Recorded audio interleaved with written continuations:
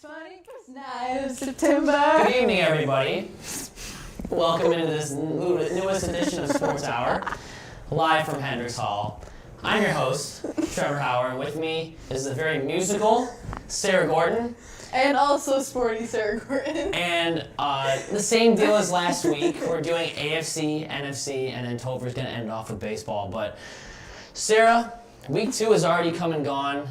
And, I mean, this is just unbelievable. I mean, even though the season's 17 weeks long, it's kind of crazy that we're already 2 games in.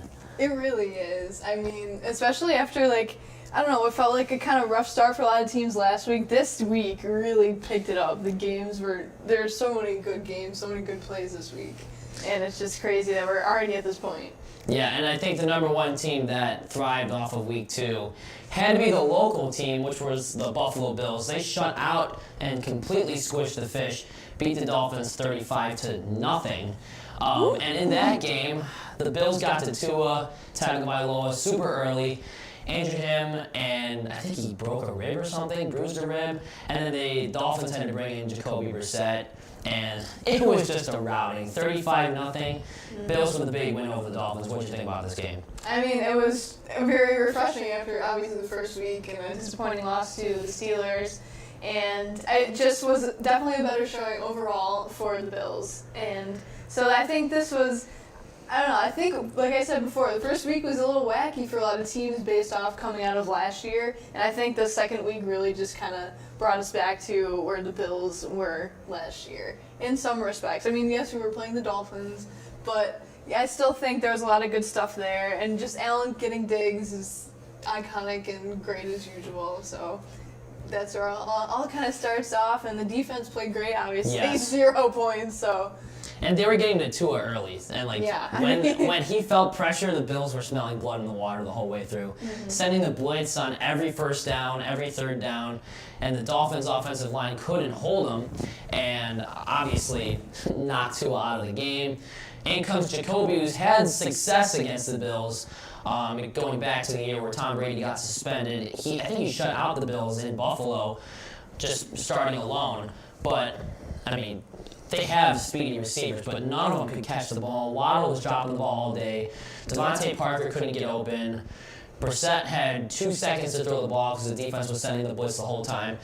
It was just a nightmare for the Dolphins and their fans. I remember the CBS cameras panning out on the game, and in the third quarter, all you saw were dark blue and red Bills jerseys in the crowd. The Dolphins fans were just non-existent, and the Bills just completely destroyed them. 35-0. And a 5-touchdown lead in the fourth quarter.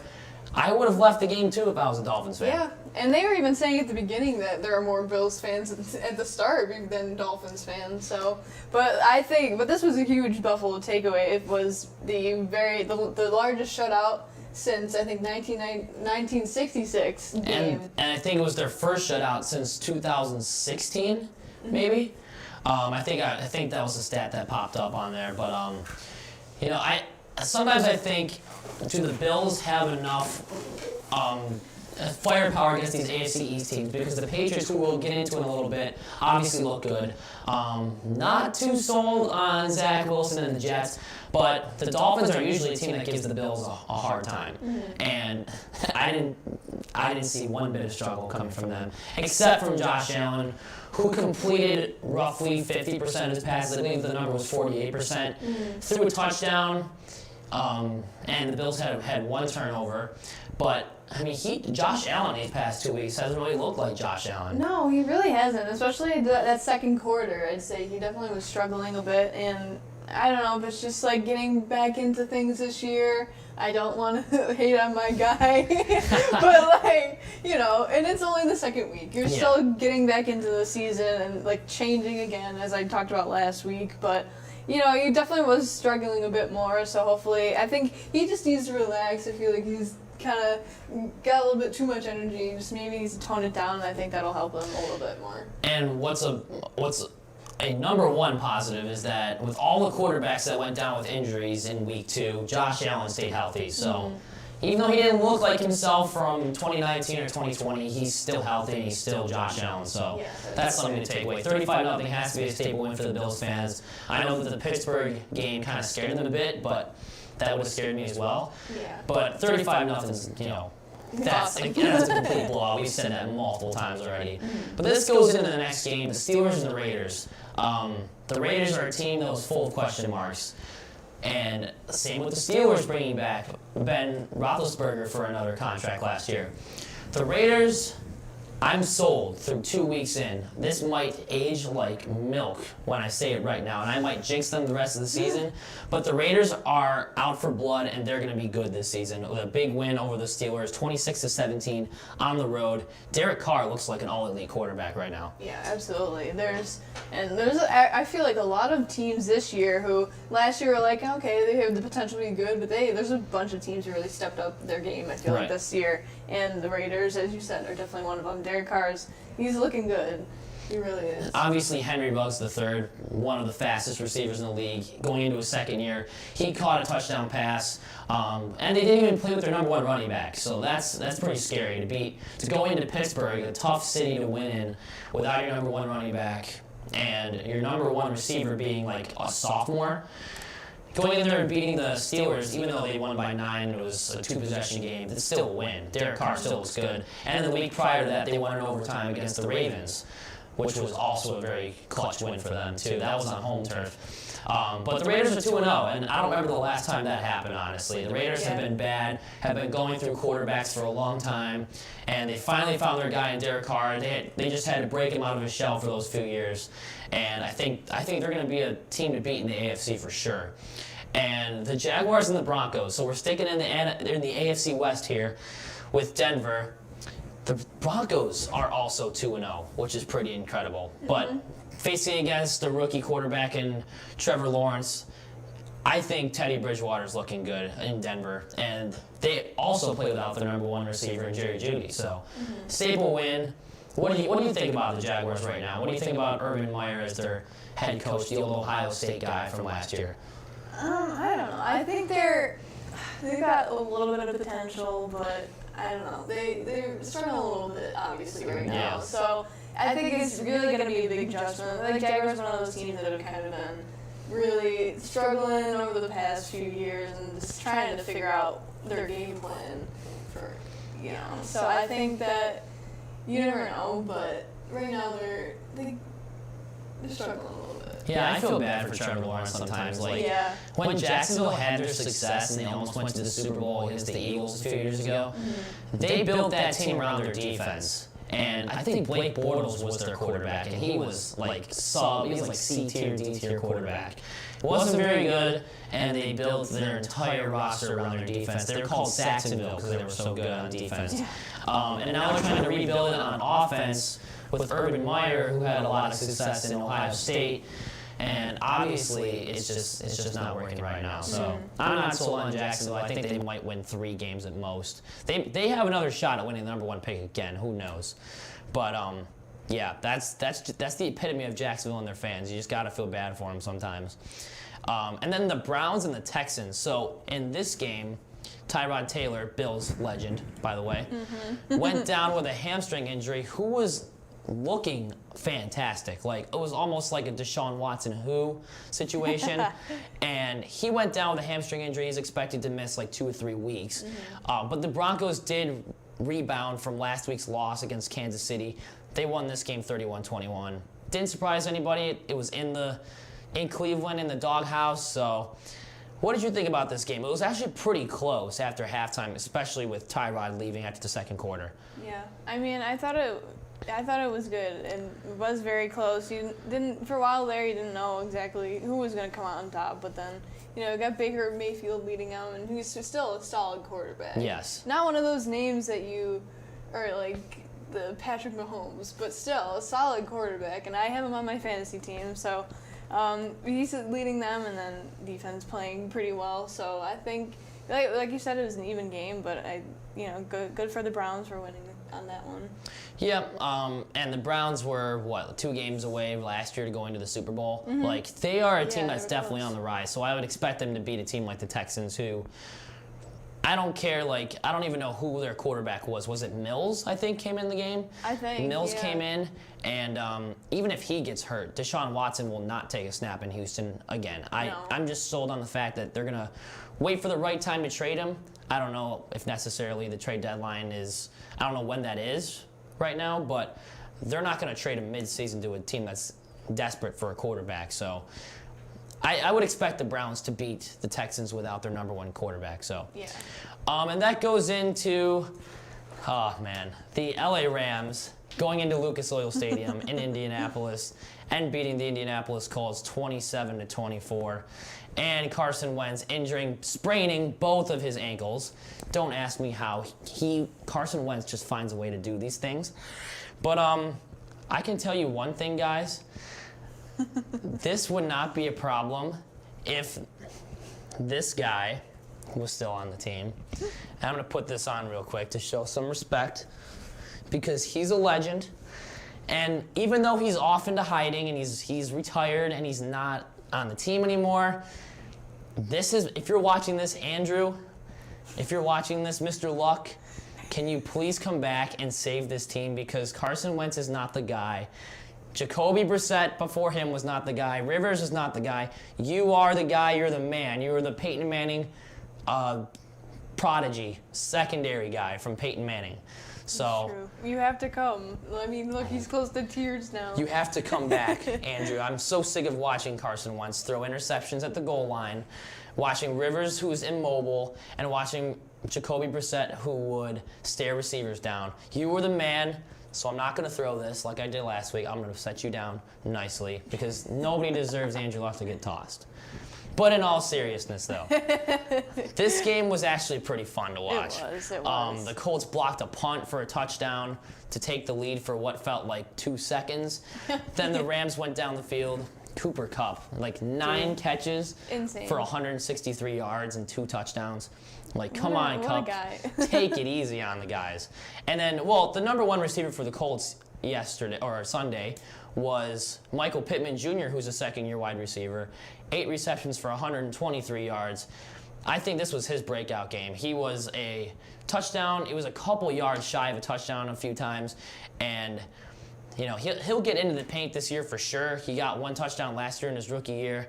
But this was closer than I thought. I had the Rams winning this game by 20-plus points because I saw what Matthew Stafford did to the Bears. I saw what Aaron Donald did to Andy Dalton. And I saw the offensive line that the Colts were running against Seattle, and I was like, if this game is within 14, 21 points, I'd be shocked. And they lost by 3. And what was crazy about that game was Carson Wentz went down with 2 ankle sprains because he tried to make a play happen against Aaron Donald. And Aaron Donald is a guy that will break you down. And what happened was he tried to throw a shovel pass, and he got his whole body twisted except for his 2 ankles. And he sprained them both. So his availability for week 3, we don't really know. But what happened in that last drive is they're down by 3 with just over 2 minutes to go. They throw in the rookie quarterback, Jacob Eason, 2 plays in, he throws an interception to Jalen Ramsey, and the game was over. So if they go into next week against Tennessee with Jacob Eason starting, they will not win anything. I'm telling you that right now. There will be a hat toss on the next episode, I guarantee you. So me as a Colts fan telling you, the viewer, the Colts need to go out and sign Cam Newton right now. Just saying, until Wentz comes back.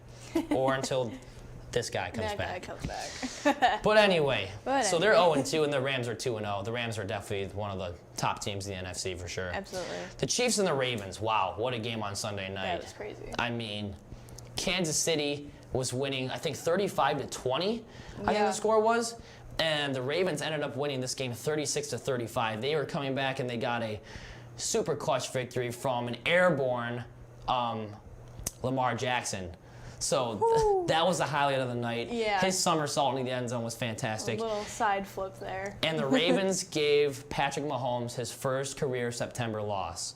So that is insane. What do you think about the Ravens right now? I mean, they just beat the Kansas City Chiefs. So, they're doing pretty good, I would say, after that one. And then they're just going to that was a huge win for them to be able to come back and beat Patrick Mahomes, the team you hear about constantly, the Chiefs. Yes. So I think that's something they're going to take that momentum and carry it for a while. You can never count out Lamar Jackson. I mean, he's just one of those quarterbacks that is always, his name's always up for MVP and as the years go on. But it was such an, I'm upset I had to miss this game, not be able to watch it, but it was just such a good game. So I think both teams are going to be so good this year. They're going to be a lot of fun to watch. And I don't know if you saw it, but one Ravens fan after the game somehow saw Patrick Mahomes' brother Jackson in the stands and decided to heckle him after the game. And if you don't know, Jackson Mahomes is this super famous TikToker. And he dumps the water on the Ravens fan's head because he made him super mad. So Ravens fans having a little fun with Mahomes' extended family. So I still think it was one of the best games that we've watched this season. The Sunday night games have not disappointed.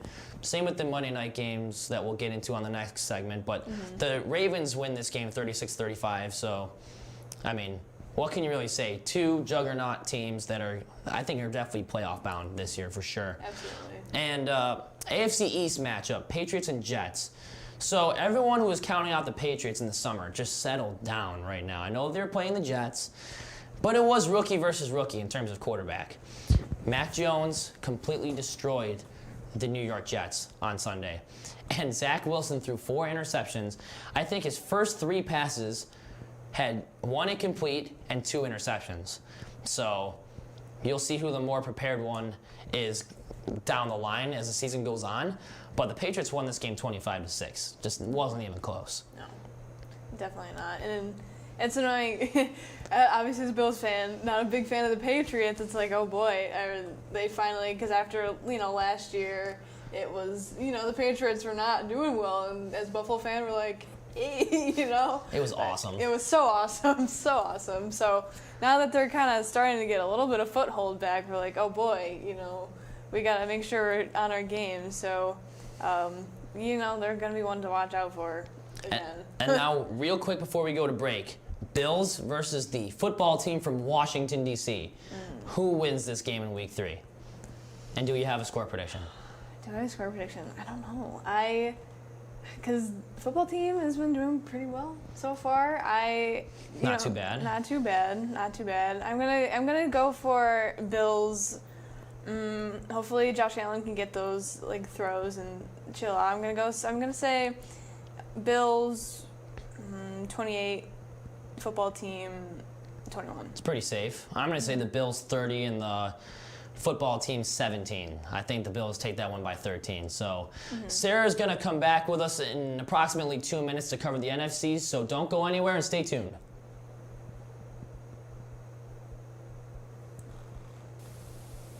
We've been down there. You gotta do the same. All you do is sigh. Thank you. Sign your name. It takes no time. Just sign on the line at the post office. Hey guys, if you're about to turn 18, you've got to register with Selective Service. It's simple. Just go down to the post office, fill out a card, and turn it in. That's all there is to it. There's no draft now. You're just adding your name to Selective Service's list in case there's a national emergency. So if you're 18 now, Selective Service, you gotta get down to the post office. Register with Selective Service. It's quick, it's easy, and it's the law. Takes no time. Just sign on the line at the post office. Selective Service. What a great time for a drink. What a great time for a drink. What a great time for a drink. If it's time for a drink this many times a day, you're not a social drinker. You're a problem drinker. And you could be well on your way to really messing up your life. Think about it. Talk to somebody about it. Do something about it before it's too late. A message in the interest of your better health from the American Medical Association. This is not a commercial. If you think measles, mumps, whooping cough, or polio are nothing to worry about, you'd better think again, because they could make your child go blind or deaf. They can cripple or kill. To protect children, you have to get them immunized. Get them their shots. It costs nothing or very little, so get it done now by your doctor or local health center. Your child's future is in your hands. Don't let her down. A message in the interest of better health from the American Medical Association.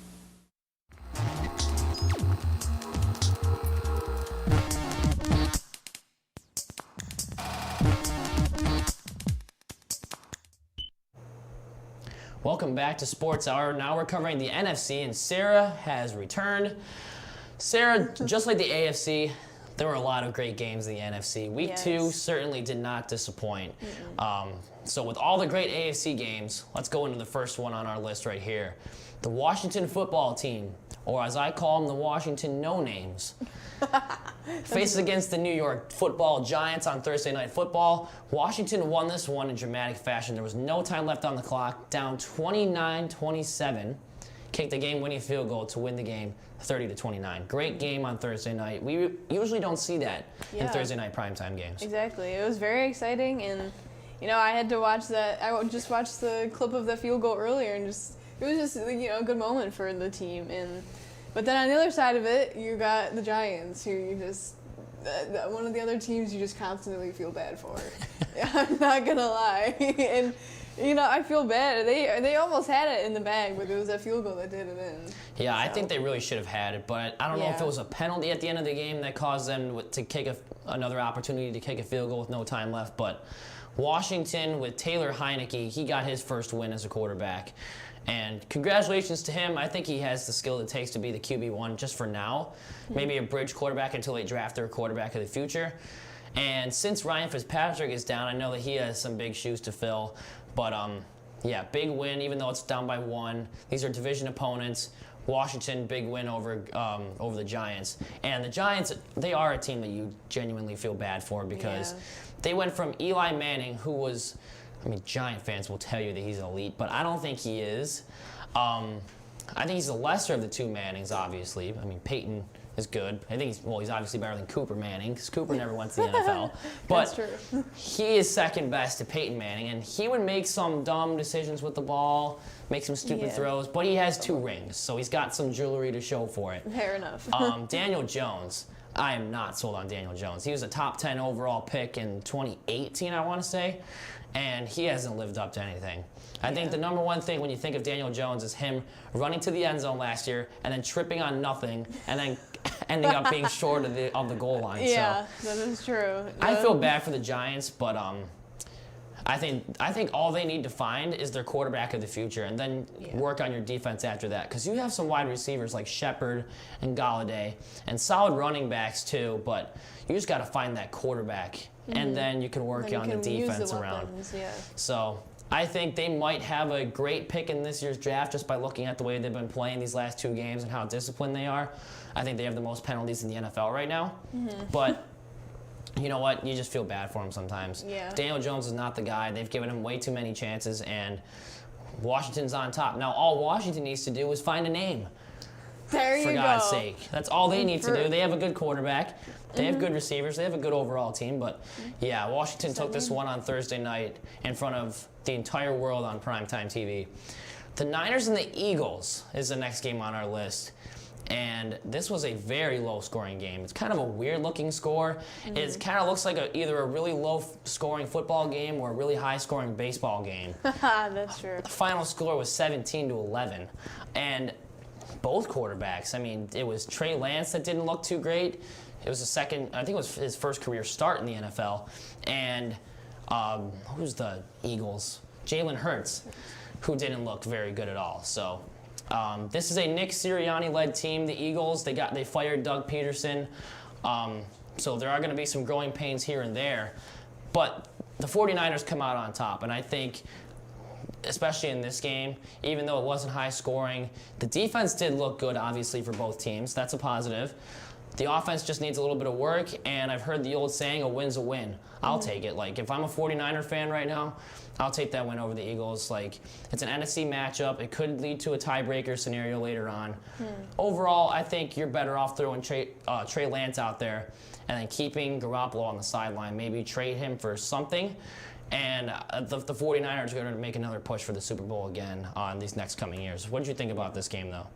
I don't know. I think it definitely, like as you said before, it was mostly based on the defense. Offense just wasn't really there that night, and like that'll be the big question, whether or not Garoppolo is going to be the answer or Lance. But I think probably tipping towards Lance is the best bet for them right now.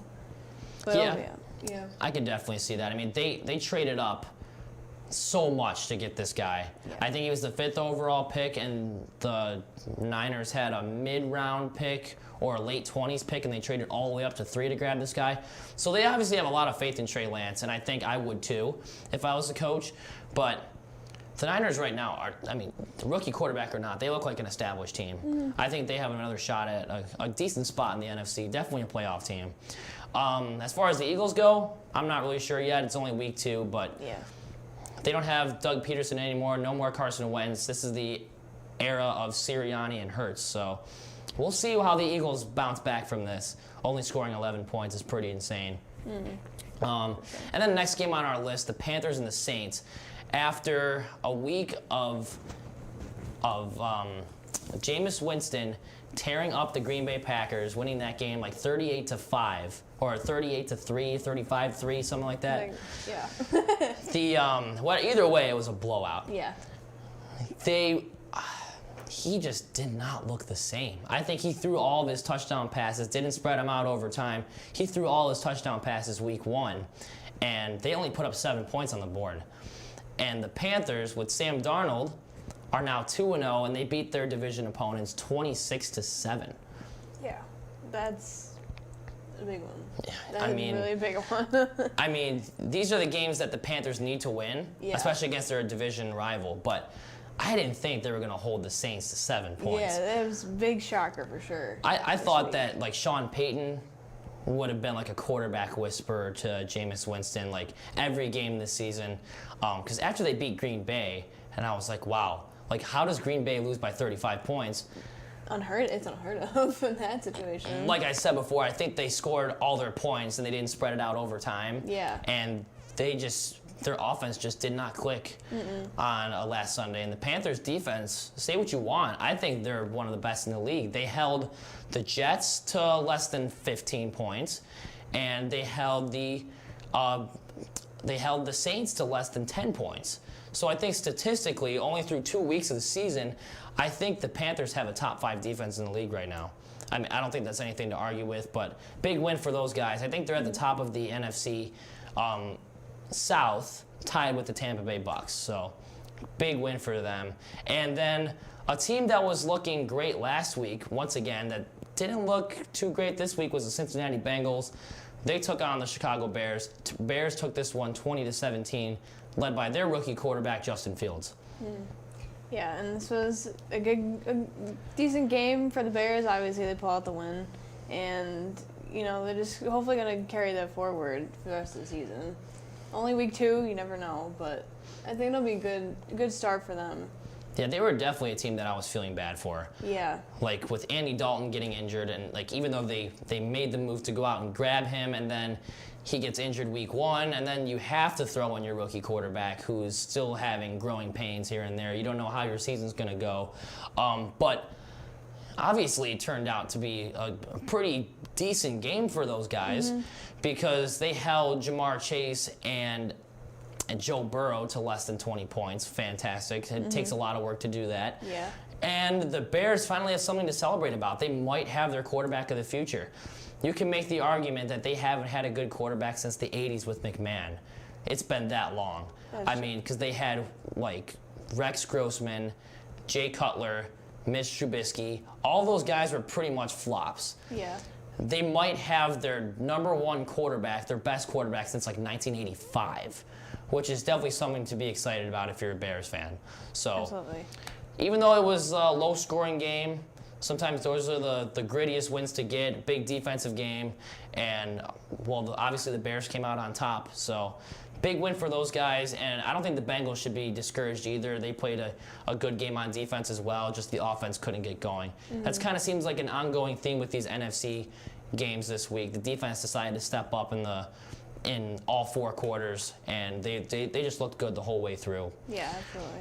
Now, a team that did not have a very good defensive day, we'll get into this game, is the Atlanta Falcons, and they are in blow-it-up mode. This has to be Matt Ryan's last season with the team.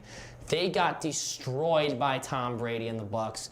Brady threw for 5 touchdowns. The Bucs beat the Falcons 48-25 in this game. Yeah. And Tom Brady, love him or hate him, I hate him. Can't stand the guy. I but he still has it. And there was It's an annoying. article that came out like a day after that game that said some reporter or some Bucs press conference, some Bucs reporter asked him like, how long do you think about playing? And he's like, I can play till I'm 50. I'm like, Just don't put that nightmare into our heads. Yeah, please. But if he does play until 50, he will break every single passing record if he hasn't already. And he probably would win, 44 years old now? Yeah. He'd probably win 4 more Super Bowls in those 6 seasons. Probably. Just saying. So. He already won 1 after moving, so And they brought back literally every single player from that roster. They brought them back. That's what I mean. It's just like, not only do you have Brady, you get Gronk, and you just bring back everyone from the team along with him, all of his weapons that he's used all these years that he's dominated. The same head coach that got a leg tattoo of their Super Bowl logo. Yeah. He's like, I got another spot right below it where we can go back to back. I'm like, okay. Okay. Well, while that's very, very possible, I don't think anybody really wants to see that. No. Nobody wants to see Tom Brady win 8. No. Well, I'm sure there are some Tom Brady fans who do, but Not here. Not here. And if Brady does play until he's 50, I mean, he will good have a for ring him, on every but finger. He'll have that's 10. true. He'll have 10 rings. Yeah. Easily. Which is, I hate to say like good for you, but it's also just like annoying. Just stop. Good for you, but stop. Just stop. And Atlanta, you got to figure out what you're doing on defense. Same with Matt Ryan. I'm surprised that they brought him back for another year. Yeah. And they drafted Kyle Pitts in the draft, who's a tight end. I was like, great, he's a generational talent, but why didn't you go quarterback? Exactly. That one's really surprised me. Atlanta was one of those teams who really seemed like they needed to go quarterback. You see all these other teams who went quarterback, and then the Falcons were one who needed to go quarterback, but they didn't. No. That falls on the GM, but yeah. Matt Ryan's in his final season, so just enjoy it. You probably won't get that Super Bowl, even though you should have a few years ago, but you blew that 28-3 lead. Deciding to throw it when you're up by 25 points, I don't know. Yeah. But the Bucs with a huge win. I think Tom Brady is undefeated against Atlanta, so in his career, Most likely. not surprised.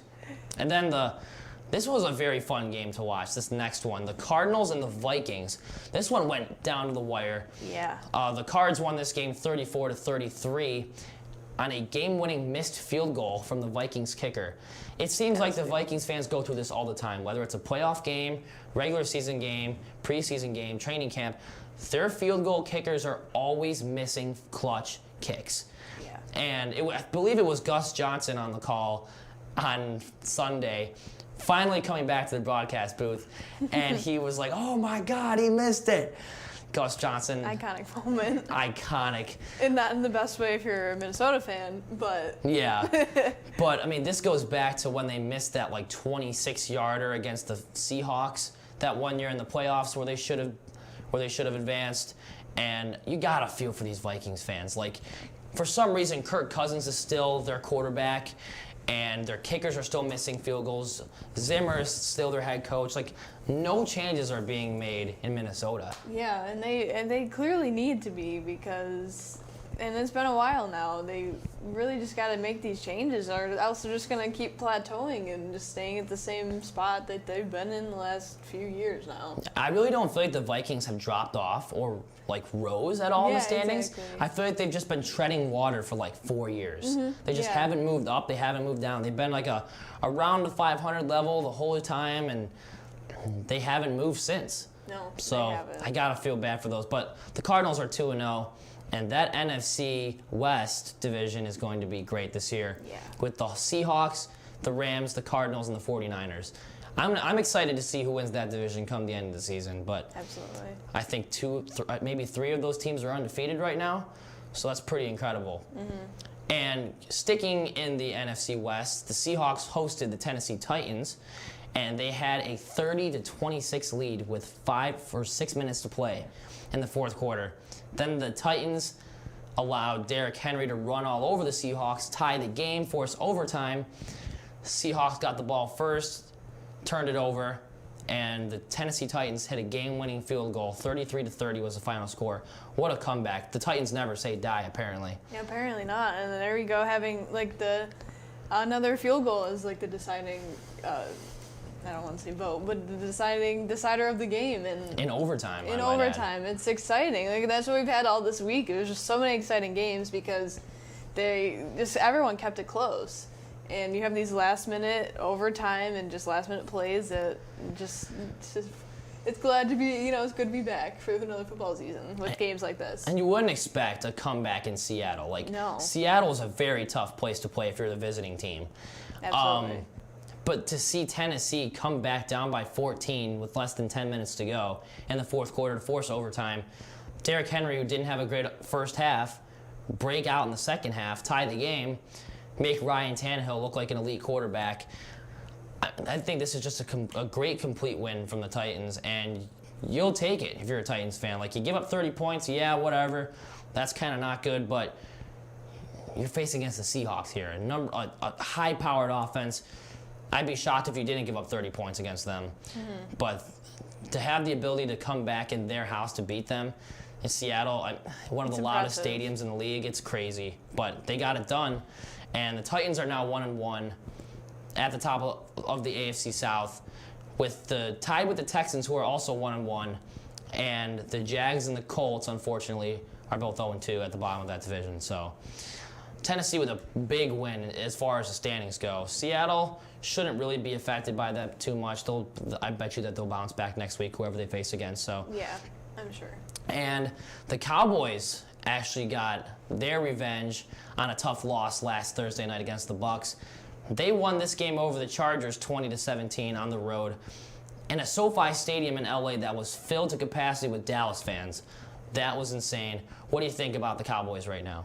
I mean, obviously after the disappointing loss last week, this was, huge news for the Cowboys, and just to see like Dak back is also another great aspect of it. But I think they have been like one of the decent teams over the past few years, but not like the Brady teams. They just couldn't get over the hump. Yeah, exactly. Yeah. But I think they have the possibility to kind of start making their way back up there. And this is, this is a really good game to kind of kick that off if they're aiming to do that this year. Yeah, and I'm completely sold on the Chargers defense. I think they look good. Giving up 16 points last week and winning that game, and then giving up 20 points, which should be able to win you a game in the NFL, usually. Mm-hmm. But they come out of the losing end. Even though it was 3 points, their defense looks good. Yeah. What I am concerned about is Justin Herbert going into a slump right now. He's 20 points week 1, 17 points week 2, and you have an offense with Austin Eckler and Keenan Allen. How can you not score over 24 points in this game? Yeah, absolutely. You have two weapons like that alone, and you should be getting at least three touchdowns, if not probably 4. Absolutely. So, but I wouldn't sleep on them just yet. No, absolutely not. It's only week 2, and you got to remember that for all of these teams. A lot can happen. I mean, you see it from week to week. Right. So you can never sleep on anyone. Always got to be looking for each team to improve or go down every week. So definitely keep an eye on them. And then lastly, we have the Green Bay Packers beating the Detroit Lions. No surprise there. On Sunday Night Football, final score 35-17. Is Aaron Rodgers back? I don't think that's a good enough team to determine that, but they bounced back after their 38-3 shellacking of the New Orleans Saints. So the Pack showed up, the Lions showed down, and they're 0-2. The Packers are 1-1. Anything could happen in that division, so big win from Green Bay. Sarah, thank you for coming on. Topher will be on in approximately 3 minutes to talk about some baseball as the season winds down, so stay tuned.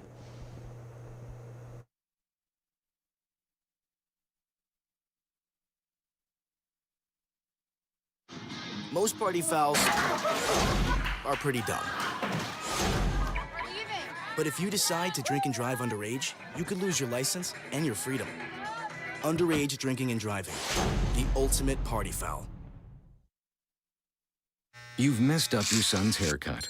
Do you try to fix it? Work with what you've got? Or show solidarity? Thank you, babe. You don't have to be perfect to be a perfect parent. Thousands of teens in foster care will love you just the same. This year, patriotism shouldn't just be about pride of country. It should be about love. Remember that to love America is to love all Americans, because love has no labels. Había un niño que era muy sensible a luces y sonidos. Construía escondites donde no podían entrar. No le gustaba mirar a la gente a los ojos. Lo hacía sentir incómodo. Un día se descubrió que tenía autismo. Con ayuda poco a poco aprendió a vivir mejor con ello. Mientras más pronto se diagnostique, mejor. Conoce las señales en autismspeaks.org. Your son wants to get a cat, but you're allergic. Do you A, prepare yourself,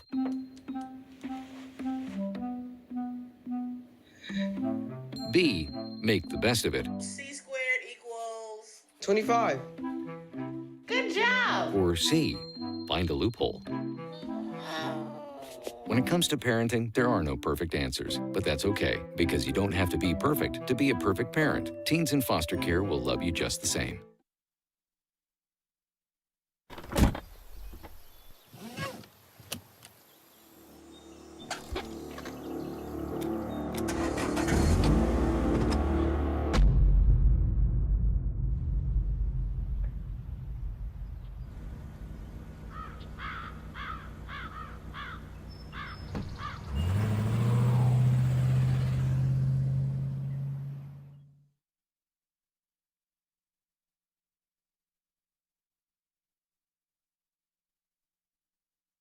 We cannot be bystanders. We can stop to make sure someone is okay. We can warn someone when their drink isn't safe.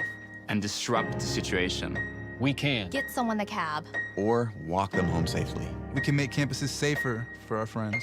Our roommates. Our classmates, our fellow human beings. We cannot be bystanders. We can intervene. It's on us. All of us.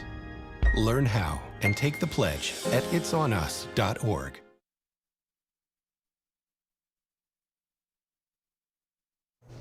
Happy to bring Topher Elkins on to talk about baseball. Topher, the season is winding down. Approximately, less than 10 games to go in the season, and a bunch of teams have already clinched. Yep, for sure. What do you think going down the home stretch? What teams do you think are going to shine, and what teams are you most surprised by as of right now? So I think the biggest thing going on right now in baseball is that AL East wild card thing going crazy between the Boston Red Sox, the Toronto Blue Jays, and the Yankees, because all three of those teams, it's basically going to be two of those three teams are going to be the AL wild card games. I think it's like right now it's the Red Sox and the Blue Jays, and the Yankees are just out of it. Being a Yankees fan is really disappointing because they are definitely the most inconsistent team in baseball. They'll go and sweep a team and then go and lose 2 out of the 3 to the Indians, who are not a playoff team, who they should not be losing series to, let alone losing games to. So I think that's really interesting going into that playoff push. Yeah, I totally agree. Like, all three teams as of right now are pretty much tearing it up, I must say. The Boston Red Sox, their last 10 games are 7-3. Toronto, their last 10 games are 7-3. New York Yankees are 6-4 their last 10 games, but the Red Sox are on a 5-game winning streak right now. They have a plus 74 run differential.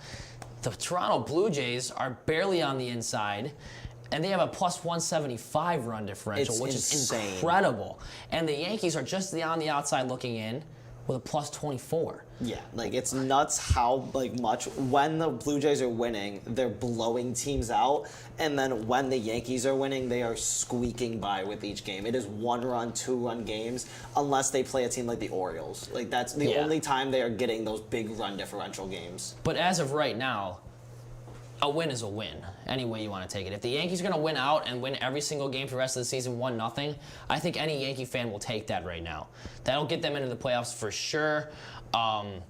And against teams that are above 500, they are 42-40, which is it's not terrible. They're right around 500, but they do have a very good record at teams with a sub 500 record, which is understandable. You need to beat those teams. Yeah. But as of right now, the AL East is definitely in the middle of the spotlight in terms of who's going to make it, who's not going to make it. Do you have a prediction of who's gonna be that one team that's sitting on the outside? I honestly, I hate to say it, but like with the way how inconsistent they are, I do think it's gonna end up being the Yankees, even though it hurts when they have players like Aaron Judge, Rizzo, and Stanton who are literally just killing the ball every time they're playing.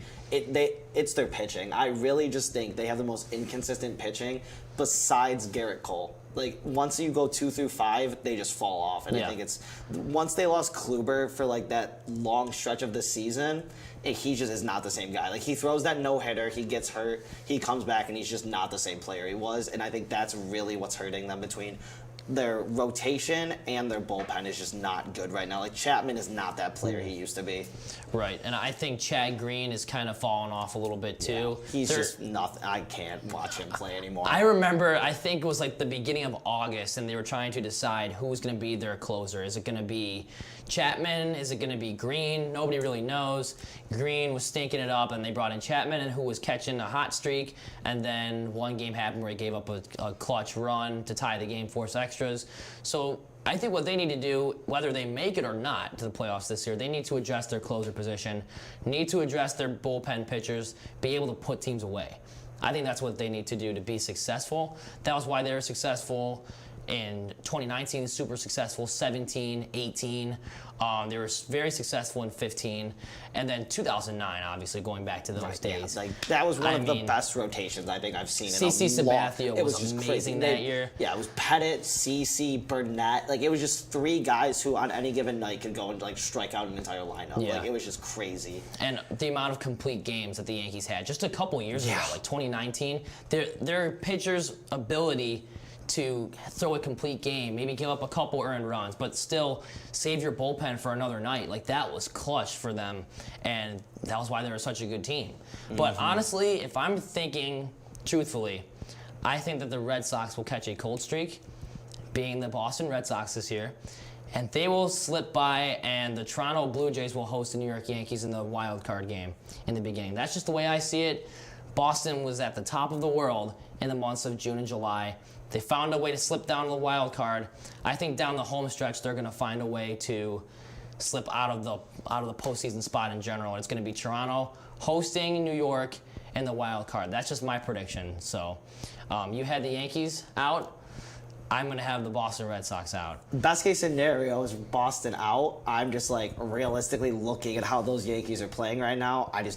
It's hard to say from an analytical standpoint versus an optimistical standpoint. You know, like that's just where I'm at with it. But a team that's in the AL East that has nothing to worry about, really, is the Tampa Bay Rays, who somehow have not clinched a spot yet. Which is weird. 93-58 is their record. They're winning 62% of their games. I think all they need is, I believe they're playing Toronto right now. Yeah. All they need is a couple wins. I think they need to win. I think they need to win the series and they clinch it. Yeah. Or just have some other team in that division lose. Right. I bet you that helps out the magic number as well. Houston somehow is not clinched yet. They are, I believe, 5 games away. 89-61, winning roughly 59% of their games, 7-3 of their last 10. They are in Anaheim right now, taking on the Angels. They won big time last night, 10-0. Yeah, they killed them against the Angels. And Marwin Gonzalez, former Red Sox, hitting a grand slam to go up 10-0 was incredible. And then looking right below them, probably the Astros' most likely ALDS opponent, the Chicago White Sox, 85-66, winning 56% of their games. They're 4-6 their last 10. But they are 12 games ahead of the Cleveland Indians. They're going to clinch a spot any day now. Yeah, I literally don't see how they don't within the end of this week. Cleveland's not playing well. Even if they did win that series versus New York, they're just not playing on a consistent basis enough in order to even have a chance at getting into that wild card spot. Yes, and I mean, it might be kind of a wash this year, but they are very young. Cleveland they have an established farm system. So if they call up some of those guys next year, they could be better. They have a new name next year. They'll go by the Cleveland Guardians. Yeah, I don't know how I feel about that one. That one's weird. Like, I understand why they had to change it. Just Guardians doesn't sit right. I believe that was their the name of their roller derby team. And they didn't even know that. Like, the city of Cleveland didn't even know that. Funny. So I was like, I think you go back to the late 1800s and call yourselves the Cleveland Spiders. So that's cool. That would be awesome. That would be so much better just because there's not an MLB. Like, there's not a pro team with, like, a spider. Like, that's just such a cool thing it could be. Right. And that goes back to, like, 1860 That's, something. Like, backstory. Like, there's something cool with that. Back when baseball was the top of the world. But Only thing people cared about sport-wise. They decided to go with Guardians, so I guess we'll stick with it, even though it kind of looks like a construction company's logo. That's actually really accurate. But just above them, you have teams that technically aren't out of it just yet, but they could be out at any time. That's the Oakland A's and the Seattle Mariners, two AL West teams. The Oakland A's are 82-68. The Mariners are 81-69. Both of them winning right around 54% of their games. Right. I don't think either one of these teams makes it. I think it's a little too late for them to make a push, even though Seattle is very young and they're good. Yeah. Same with Oakland. Giving up Marcus Semien was what shot the A's in the foot. Absolutely. That's what I think. It also doesn't help that they're literally playing each other tonight. Yeah. Like, it's just not helping either of those teams. And whatever team wins that series, I think needs to go, if they even have a chance at making it, they need to go on just an absolute hot streak. Like, they need to win probably like 80% of their games remaining, however many it is. And Seattle won last night. That helps out the Astros with their magic number, as the Mariners are 8 games behind the division lead. Oakland is 7 games behind the division lead. If they split, which is probably best case scenario for Houston. That team that splits, I think they both need to go undefeated to at least have a shot, and then Houston has to lose a whole bunch in a row.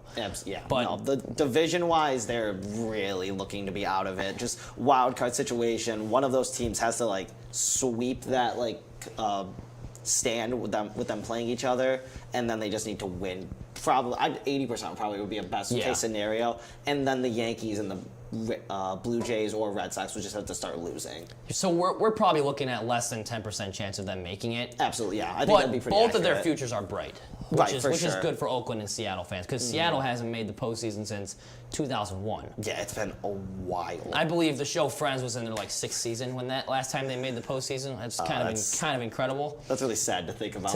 To be a Seattle fan. That's worse than the Sabres. Ooh, we'll get into hockey on the next few shows, but yeah, let's not bring that up right now. And then, so below Seattle, you have Cleveland, and then below them, you have Detroit, led by new manager A.J. Hinch, who hasn't dug them out of the hole that they've been in for X amount of years now.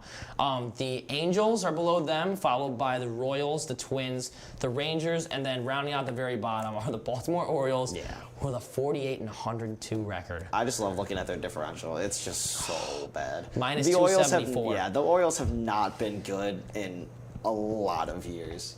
Since my time really following baseball, the Orioles have always just been bottom of the barrel for AL East standards at the very least. But they do have, like the A's, like the Mariners, their future is bright. Ryan Mountcastle is a great hitter. Absolutely. Cedric Mullins is a great hitter. They have some solid pitchers, starting pitchers, but not a lot of closers, great bullpen pitchers. But as far as their hitters go, and as far as their top 3 hitters in the rotation, they will carry the team for the next few years. Let's see if they can make a push in 2022, 3, 4, 25. Yeah. We'll see. But as of right now, they're at the bottom of the basement. Yeah. No, you hit it right on the head with Cedric Mullins being the star of that team right now. He is their one bright spot that you can look and be like, yeah, that's something we have to look forward to in the growing years going on. He's a baseball player. He is for sure he's a star in the making. Ryan Mountcastle too. His swing, man. I watched him play in Buffalo when they had their series against the Blue Jays, and Mountcastle is a building, 6'5". He crushes the ball. And he crushed it over the backstop into the parking lot, or over the was it the 190? Yep, it is over the 190 into a parking lot. It's wild. Man, yeah, he's going to be great in the future. Yeah, I'll tell you that. Yeah, for sure. And then let's go on to the National League. We already went over everything in the American League. Yeah. The National League has 3 teams that have already clinched, and one of those teams clinched right after last week's show got off the air. That was the LA Dodgers. but they can still fight for the top of the division with the team that clinched first in the San Francisco Giants. Yep. That division is stacked with talent. It's crazy. Yeah, it's actually insane. Like it would have been like earlier in the year, you would have thought it would have been an AL East situation with all three of those teams making the playoffs. Yeah. I mean, San Francisco is 3 games away from cracking 100. Yep. And we still have, 10, 12 games to go? Yeah, they're going to do it, without a doubt. They're 100% going to do that. They're 97-53, winning 65% of their games. They did lose to San Diego last night, but they will play them later tonight. I believe it's a 10 o'clock start, it's I think. It's a late game. So they clinched already. They just want to clinch the division now, so they still have something to play for. Mm-hmm. And Milwaukee also clinched as well, 91-59, winning 61% of their games. They are on a 2-game skid, but it shouldn't matter because I think they're going to win that division, and they've already clinched a spot, so they're already pretty much safe. And right now they're facing against St. Louis.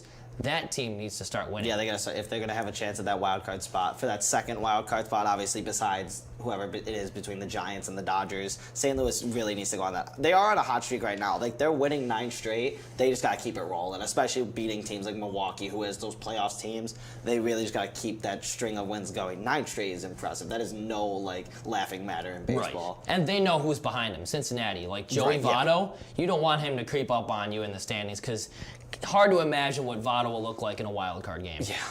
I don't even want, that would be nightmare fuel for the other team. I still think the Reds have a shot, but the Cardinals, they have a chance to win 10 in a row at this stretch. And if they stay hot going into the playoffs, it's going to be hard to dethrone those guys. Yeah. And because they have good pitching and a good, they're not excelling in any one position. They're just overall a good baseball team. Yeah, very good. And they have the veteran with Yachty you just want to see him get in the playoffs again. Like, every baseball fan wants to see Yachty or Molina get in the playoffs again. Absolutely. And Goldschmidt, too. Yeah, we want to see. We got to see Goldie in the playoffs as well. Yep. And I honestly think the Dodgers hosting the Cardinals would be a much better matchup than the Dodgers hosting the Reds. Yeah, even if it was Votto, I think it'd just be more exciting. Yeah. I think Dodger Stadium is a hard place to win, especially in the postseason. So to watch a team that's streaking like the St. Louis Cardinals, to be able just one game, all you got, I think they might have a shot at beating the Dodgers if that were the case. It'd be crazy to think about, but they 100% have a shot. With Wainwright on the mound and then guys like Yachty and Goldschmidt getting those younger dudes to just be settle in and win this game, they have a shot of doing it. But I still don't think I'd want to go against Scherzer in a wild card game. It'd be scary to think about. Not to mention, or Kershaw, for that matter. Man. Either one of them. Kershaw's not even their best pitcher right now, but I don't think I'd want to go against Kershaw in a wild card game just because he's been there before. Not to mention, though, Albert Pujols would face against his former team. That'd be crazy. Man, that'd be insane. I'd love to watch that game. But we completely forgot about the National League East. Which is actually the closest division in terms of who could win it, which is crazy because we're almost running out of time. I cannot believe this record, the top of the division, the Braves, 78-70. And they're gonna win it, and someone's gonna win a division barely over 500. And their run differential is a plus 105. It's good. That's not bad at all. That's very good, but they're only 8 games over 500. That's just insane to think about. Because I think in that division, all they do is beat up on each other. Yeah, no, they don't win anything else unless you're the Mets in the Subway Series. That was it. Those were the key wins they were getting. If it's a series with I don't know, the Braves against the Mets, they will sweep every time. Yeah, it doesn't matter who will sweep though. Someone will sweep. They will sweep every time, or they might split, and then the records get all jumbled like how they are now. But I think this is enough to win the division. Yeah, it'll be exciting to see who streaks at the end to really get that the NL East division. The East and both sides are just exciting to watch right now. Oh yeah, I definitely agree. Because if you look at the standings now, you have the Cincinnati Reds just on the outside looking in, followed by the Padres, and then you get these East teams coming in like the Phillies, who are 76-74. The Mets, who are 73-77, 4 games under 500. And then Miami's sort of at the bottom, and Washington is obviously below them. But you have the Colorado Rockies. It's a little too late for them. Yep. Same with the Cubs. The Miami Marlins, they do have some flashy players, like Jazz Chisholm Jr. Yeah, it's nothing for a playoff run. Nothing for a playoff run. And then Arizona, 48-102, similar to the Baltimore Orioles. Yeah, they're just rebuilding, trying to get those prospects to be good.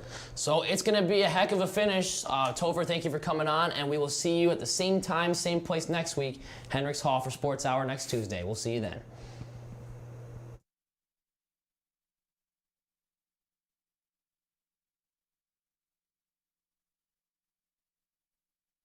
Yep, okay.